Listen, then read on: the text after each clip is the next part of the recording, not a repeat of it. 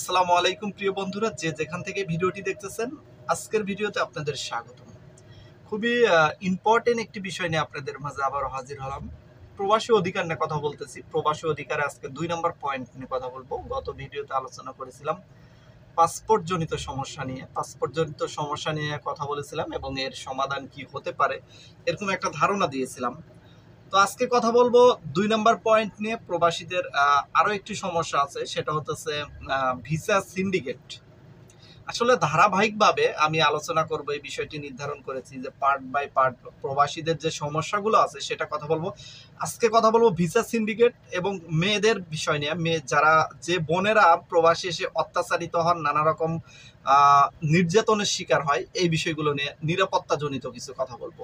তো প্রিয় বন্ধুরা, ভিডিওটি কন্টিনিউ করুন, আপনারা গুরুত্বপূর্ণ আলোচনা। ভিসা সিন্ডিকেট একটা দুর্বিষহ নাম, একটা বিপদের নাম, একটা কালবৈশাখীর নাম। ভিসা সিন্ডিকেট এতটাই বিপজ্জনক যে আপনার মাত্র 80,000 টাকার ভিসা আপনি যেতে হচ্ছে 4 থেকে 5 লাখ টাকাতে। যেমন মালয়েশিয়াতে যারা থাকেন তাদের দৃষ্টি আকর্ষণ করছি, সৌদি আরবে যারা থাকেন তাদের দৃষ্টি আকর্ষণ করছি। আপনাদের কিন্তু সৌদি আরব বা মালয়েশিয়াতে ভিসার রেট থাকে 80,000 টাকা, যেটা হয়তো যারা মালয়েশিয়ায় যান তাদের প্লেনে ওঠার সময় বা ইমিগ্রেশনে গিয়ে 80,000 টাকা বা 70,000 টাকা বলতে হবে। এটা হয়তো আপনাদের বলেই দেওয়া হয়। তো ভিসা সিন্ডিকেটের কারণে এই রেটটা কিন্তু বেড়ে হয়ে যাচ্ছে 4 লাখ 5 লাখ। কুয়েতে যারা অবস্থান করতেছেন, কুয়েতে একটা জটিল নিয়ম আছে, সেটা হচ্ছে লামানা পারমিটের কারণে এখানে ভিসার রেটটা অনেক বেড়ে যাচ্ছে। এখানে কিছু করার নেই, দেখা যাচ্ছে যে কুয়েত থেকেই কোম্পানিগুলোই ভিসার দাম বেশি রাখতেছে, তারপরে মাঝখানে এজেন্সি বা দালাল বা যে কোনো লোকের মাধ্যমে নিতেছেন, সেও কিছু টাকা মুনাফা করতেছে, যার কারণে ভিসার দাম গিয়ে পড়তেছে সর্বনিম্ন 6 থেকে 7 লাখ এবং ঊর্ধ্বে 10 থেকে 12-15 লাখ টাকা পর্যন্ত কুয়েতের ভিসা শোনা যাচ্ছে। গতকালকে একটা ভাই আমাকে ফোন দিয়ে বলতেছে যে উনি একটা ভিসাতে আসবেন, আহালি ভিসা, ওনার থেকে দাম চাওয়া হয়েছে 14 লাখ টাকা। আমি তো অবাক। আসলে এরকম হয়, অনেক জায়গায় হচ্ছে, আমাদের চোখের আড়ালে হচ্ছে হয়তো, কিন্তু এটা হওয়ার কথা না। তো আসলে আমরা বাংলাদেশের নাগরিক, আমরা যারা প্রবাসে আসি তার অধিকাংশই গরিব মানুষ আসি। বিশেষ করে মধ্যবিত্ত ফ্যামিলির লোকজন চাইতে গরিব মানুষরা প্রবাসে বেশি আসে। দেশে ভালোভাবে চলতে পারে না, দেশে কর্ম করে ভালো চলতে পারে না, জীবন পরিচালিত করতে হিমশিম খাচ্ছে, তারাই কিন্তু প্রবাসে আসে। প্রবাসে আসার সময় যদি 5 থেকে 7 লাখ টাকা গুনতে হয়, তাহলে সেই টাকাটা সে কোথায় পায়? সেই টাকাটা মানে সংরক্ষণ করতে কিন্তু নানান রকম হ্যারাসমেন্টের শিকার হতে হচ্ছে। কেউ সুদের উপর টাকা নিয়ে আসতেছে, কেউ নিজের জমি থাকলে সেটা বিক্রি করে আসতেছে। বেশিরভাগ লোকই কিন্তু সেই জমি জমাটুকুও থাকে না, নিজে যে বিক্রি করে বা বন্ধক দিয়ে আসবে। তখন দেখা যাচ্ছে কি করতেছে, সে সুদের উপরে টাকা নিয়ে চলে আসতেছে। তো সুদের উপরে আসার কারণে দেখা যাচ্ছে যে পরবর্তী টাইমে এখানে আসার পরে বেতন হয় হচ্ছে, যেমন কুয়েতি যারা আসতেছেন, মালয়েশিয়া, দুবাই, একই বেতন হয় 30 থেকে 35,000 টাকা, 8 ঘন্টায় বেতন হচ্ছে। তো ওভার টাইম থাকলে সেক্ষেত্রে হয়তো 40 থেকে 50,000 টাকার মধ্যে বা 40 থেকে 45,000 টাকার মতো পাচ্ছে সে। কিন্তু এখানে বড় সমস্যা যেটা, সেটা হচ্ছে ওভার টাইম অনেকের থাকে না, অনেকের থাকে, তারপরও ধরেন উনি যে বেতনটা পাচ্ছে সেখান থেকে খাওয়া খরচ আছে, নানান রকম খরচ আছে, তাহলে সেই টাকাটা উনি বাড়িতে কত পাঠাতে পারেন? এখানে অনেক রকম সমস্যা আছে। যারা বিদেশে আসেন তারাই এই বিষয়গুলো ভালো বলতে পারেন বা তারাই উপলব্ধি করতে পারেন। যারা এখনো আসেন নাই তারা কখনোই এই বিষয়গুলো শুধু কথা শুনে বুঝতে পারবেন না। কত রকম যে প্রতিবন্ধকতা পার হয়ে যে এটা আসতে হয় সেটা ভাবা যায় না। তো দেখা যাচ্ছে যে আসলে ঘেমে যাচ্ছি, এসি বন্ধ করে দিচ্ছি, রেকর্ডিং করতে ব্যাড সাউন্ড আসে, যার কারণে গাড়ির ভিতরে ঘেমে যাচ্ছি। তো যাই হোক, যে বিষয়টি বলতেছিলাম, ভিসা সিন্ডিকেট। এই ভিসা সিন্ডিকেটের কারণে মানুষ ঋণ করে আসে, জমি বিক্রি করে আসে, সুদের উপর টাকা নিয়ে আসে, পরবর্তী টাইমে বিদেশ এসে তাকে 4 থেকে 5 বছর অথবা সর্বনিম্ন হলো 3 বছর সেই টাকা শোধ করতেই লাগে। তাহলে একজন মানুষ 3টা বছর এসে সেই তার পূর্বের ঋণটা বা শোধ করলো, 4টা বছর পূর্বের ঋণটা শোধ করলো, তারপরে সে দেশে যাবে, এই ঋণের কারণে সে দেশে যেতে পারতেছে না। মানে কতটা এটা কষ্টদায়ক, কতটা বেদনাদায়ক একবার ভাবুন। এই ভিসা সিন্ডিকেটের কারণে যারা ভিসা সিন্ডিকেট করে টাকা পয়সা খায় তারা তো অনেক বাজে ধরনের লোক বলা যায়, কারণ তাদের কোনো বিবেক নেই। এখানে শুধু ভিসা সিন্ডিকেটেতেই সীমাবদ্ধ নয়, এখানে আরো যেটা সমস্যা আছে সেটা হচ্ছে এক ভিসাতে কথা বলে, এক কাজের কথা বলে অন্য কাজে দিচ্ছে। এক কোম্পানির কথা বলে অন্য কোম্পানিতে দিচ্ছে, অনেকেই বিদেশে এসে কাজই পাচ্ছে না। তো নানান রকম সমস্যা, আসলে সমস্যার শেষ নেই, বলতে গেলে অনেক সমস্যা আছে। তো আমরা ভিসা সিন্ডিকেটটা শেষ করতে চাচ্ছি, ভিসা সিন্ডিকেটটা গোড়ার থেকে নির্মূল করতে চাচ্ছি। বাংলাদেশ সরকার বর্তমান মাননীয় ডক্টর মোহাম্মদ ইউনূস স্যারের কাছে অনুরোধ করব, আপনারা আপনাদের উপদেষ্টা পরিষদকে ঘোষণা করুন যে এই বিষয়টা যেন গুরুত্ব দেয়, ভিসা সিন্ডিকেটটা যেন দূর করে, এবং কোন দেশের সাথে কত ভিসার রেট হবে এটা যেন সরকারিভাবে একটা লিস্ট করে দেওয়া হয়, যে ওয়ার্কার ভিসাগুলো কুয়েতের জন্য এত টাকা, মালয়েশিয়ার জন্য এত টাকা, দুবাইয়ের জন্য এত টাকা, বা সৌদি আরবের জন্য এত টাকা, বা ওমানের জন্য এত টাকা, মধ্যপ্রাচ্য বা ইউরোপের জন্য এত টাকা। ওয়ার্কিং ভিসা যাদের, ট্যুরিস্ট ভিসা বা অন্য ভিসার ক্ষেত্রে আমাদের কোনো আপত্তি নেই, সেটা ভিন্ন বিষয়।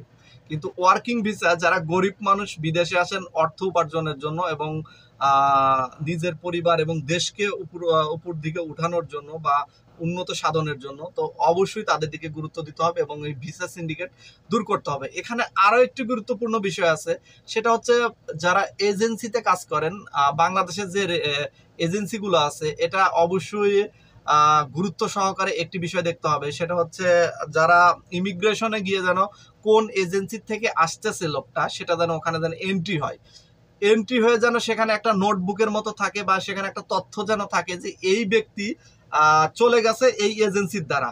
সেই ব্যক্তি যদি বিদেশে যা কোনো প্রকার দুই নম্বরের শিকার হয়, যেমন এক ভিসার কথা বললে অন্য ভিসা দিছে, বা এক কাজের কথা বলে অন্য কাজের দিছে, বা কাজই পাচ্ছে না, এই ধরনের সমস্যা হলে সেই ব্যক্তি যদি অভিযোগ করে, সেই এজেন্সির বিরুদ্ধে যেন যথাযথ পদক্ষেপ নেওয়া যায়, এবং ভিসা যে দিছে তার বিরুদ্ধে যেন যথাযথ একটা পদক্ষেপ নেওয়া যায়। এটা কিন্তু খুবই গুরুত্বপূর্ণ একটা ইস্যু, এটা কিন্তু খুবই দরকার বর্তমান পরিস্থিতিতে।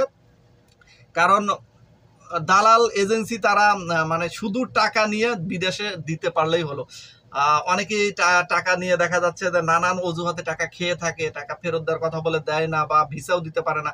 আবার ভিসা দিলেও দেখা যায় এক কাজের কথা বলে অন্য কাজে দিচ্ছে, মানে নানান সমস্যা। মানে তারা হয়তো পার করে আপনাকে দিছে, আপনি বিদেশে গিয়ে কত রকম সমস্যায় পড়তেছেন, কাজ পাচ্ছেন না, সেটা আপনার দায়ভার। কিন্তু না, এখানে আমার মতে, বা আমরা সকল প্রবাসীদের পক্ষ থেকে যদি আমার সাথে একমত হন, অবশ্যই আপনারা কমেন্টে জানাবেন যে আপনারা একমত কিনা। আমরা চাই ভিসা সিন্ডিকেট দূর করতে, এবং যে কোনো যে এজেন্সি কাজ করবে ভিসার, সেই এজেন্সি যেন বাংলাদেশে যখন এয়ারপোর্টে আসবে, ভিসা যখন যখন আপনারা ইমিগ্রেশন করবেন, তখন যেন ওই এজেন্সির নামটা সেখানে লিস্ট হয়ে যায়, এবং এই ব্যক্তি এই এজেন্সির দ্বারা গেছে এটা যেন প্রমাণ থাকে, এবং সেই ব্যক্তি যদি কোনো রকম অভিযোগ করে, সেখানে যেন দ্রুত গতিতে সেই অভিযোগের বিরুদ্ধে পদক্ষেপ নেওয়া হয়, এবং তাদের শাস্তির আওতায় আনা হয়, এবং তাদের জবাবদিহিতায় আওতায় আনা হয়। আসলে এটা কিন্তু গুরুত্বপূর্ণ ইস্যু। আমরা যে বিষয়গুলো এখন বর্তমান আলোচনা করতেছি, এগুলো কিন্তু গুরুত্বপূর্ণ ইস্যু। সরকার উদ্যোগ নিলে কিন্তু খুব সহজে সমাধান হয়ে যাবে, যদিও ইস্যুগুলো অনেকটাই জটিল, কিন্তু সহজে সমাধান হবে যদি এজেন্সিগুলোকে সরকারি পারমিট নিয়ে করতে হয়, বা এখানে এক ধরনের যদি সরকারি সিস্টেম করা হয়, সেক্ষেত্রে কিন্তু এটা সম্ভব। যেমন কুয়েতি এজেন্সি যারা আছেন তাদেরকে কিন্তু এই সিস্টেমে নিয়ে আসছে। কুয়েতের এজেন্সি কোনো কেউ যদি ভিসা দেয়, বা কেউ যদি ভিসা অন্য দেশ থেকে নেয়, তাহলে কিন্তু তাদের জবাবদিহিতা থাকে যে এই ব্যক্তিটা ভিসা দিছে, এই সমস্যায় পড়ছে, তাদের একটা জবাবদিহিতা থাকে। যেহেতু আমি কুয়েতে থাকি, কুয়েত সম্পর্কে এইটুকু আমি জানি। তো অন্যান্য দেশেও এরকম উন্নত বিশ্ব হয়তো আছে, কিন্তু বাংলাদেশেও আমাদের এরকম করতে হবে। আমরা যেহেতু এখন নতুন একটি সরকার পেয়েছি, আমাদের অনেক আশা আকাঙ্ক্ষা যে দেশটা চারদিক দিয়েই সুন্দর হবে, আমরা প্রবাসীরাও দেশে নিরাপত্তা বোধ করব, বাইরেও যেন নিরাপত্তা বোধ করি। আর যে আরেকটি বিষয় গুরুত্বপূর্ণ, সেটা হলো মেয়েদের বিষয়টা, বোনদের বিষয়টা অনেকেই গুরুত্বই দিচ্ছে না, অনেকেও এই বিষয়টা নিয়ে আলোচনা করতেছে না। এটা খুবই গুরুত্বপূর্ণ ইস্যু। আমার বোনেরা বাইরে এসে নানান ধরনের অত্যাচারের শিকার হয়, কিন্তু এর কোনো বিচার পায় না। তো এখানেও একটা সরকারের গুরুত্বপূর্ণ নীতি অবলম্বন করতে হবে, যে দেশেই শ্রমিক পাঠায় না কেন, সেই দেশের সাথে একটা গুরুত্বপূর্ণ চুক্তি করতে হবে, যে আমার ওয়ার্কার, আমার শ্রমিকরা আপনার দেশে গিয়ে যদি নির্যাতিত হয়, তাহলে আপনাদের যে যারা নির্যাতিত করছে তাদের বিরুদ্ধে অ্যাকশন নিলে সেটা যথাযথ আইনি ব্যবস্থা করা হবে, এবং সরকারি পক্ষ থেকে এটাকে সাহায্য করা হবে। এটা যদি পদক্ষেপ নেওয়া যায়, তাহলে বোনদের প্রতি অত্যাচার কমবে। বিশেষ করে সৌদি আরবে শোনা যায় মাঝে মাঝেই যে বোনদের প্রতি অনেকটাই অত্যাচার করা হয়। তো আমরা চাই যে যে কোনো দেশে হোক, যেন বোনদের প্রতি অত্যাচার না করা হয়, তারা যেন নিরাপদে কাজ করতে পারে। কারণ আমরা যেমন ছেলেরা যেরকম, আমরা যেরকম বাইরে থেকে রেমিটেন্স পেটে দেশকে উন্নত করতেছি, ঠিক মেয়েরাও কিন্তু সেই ভূমিকাটাই রাখতেছে। আমার অসংখ্য বোনেরা প্রবাসে আছেন, তাদের নিরাপত্তা খুবই দরকার। এজন্য সরকারের কাছে এটা জোর দিয়ে দাবি জানাচ্ছি, আমাদের বোনের নিরাপত্তার দিকে খেয়াল করবেন এবং এই বিষয়টা নিয়ে আপনারা কি পদক্ষেপ নেওয়া যায় এটা আলোচনা করে পদক্ষেপ নেবেন। তো আজকের মতো বিদায় নিতে চাচ্ছি, ভিডিওটা অনেক বড় হয়ে গেছে অলরেডি। তো এরপরেও যদি কোনো বিষয় নিয়ে আপনাদের অভিযোগ থাকে, বোনদের যদি কোনো অভিযোগ থাকে, আপনারা কোন দেশ থেকে বলতেছেন সেটা জানিয়ে কমেন্ট করবেন, কি অভিযোগ সেটা জানাবেন, এবং সকল ভাইদের যদি অভিযোগ থাকে, কি অভিযোগ আছে সেটাও জানাবেন। এই বিষয়গুলো নিয়ে পরবর্তী একটি ভিডিওতে আলোচনা হবে। তো আজকের মতো এখানে বিদায় নিচ্ছি চাচ্ছি। সবার জন্য দোয়া এবং শুভকামনা রইল। সবাই ভালো থাকবেন আর সবাই নিজের দিকে খেয়াল রাখবেন। নিজের অধিকার আদায় করার জন্য সবসময় সদা প্রস্তুত থাকবেন। আজকের মতো বিদায়, আল্লাহ হাফিজ।